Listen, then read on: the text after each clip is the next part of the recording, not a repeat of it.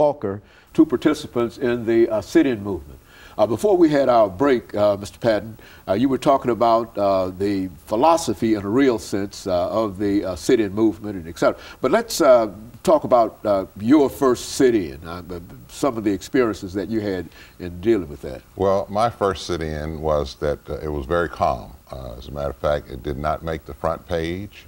We were way back in the back of the page, and the people, they closed the counter, but there were people who were outside looking in the windows of Crest and Woolworth and those stores and wondering what was going on. And it was a very peaceful sit-in.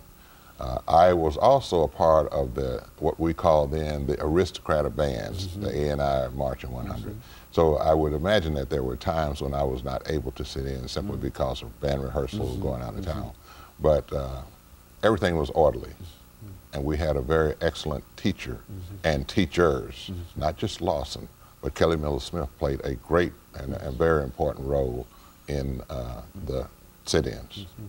Very good. And you, Mr. Walker, in reference to your sit-in, you were in the Freedom Rides, and the sit-ins came before the Freedom Ride, I understand. That's correct. Is that right? Now, what made you decide to leave after the sit-in, made you decide to become involved in the, say something about your sit-in participation and then how you became involved in the Freedom Rides? Okay, well, first thing I have to say about my sit-in participation, I would just like to add a little bit more about those nonviolent training workshops led by Reverend Jim Lawson. We were well grounded in the philosophy of nonviolence, and some of the things that Reverend Lawson used to bring us on board as to what nonviolent protest was about was a couple of passages, for example, from Matthew and Luke in the Bible, which spoke of turning the other cheek. Okay. Another resource he used was Henry David Thoreau, who had written the essay on civil disobedience, where Thoreau talked about in an unjust society, people of conscience have an obligation, a moral obligation to speak out about those injustices. I think that one of the things he said was that the only place for a righteous person, a person of conscience in an unjust society is in jail.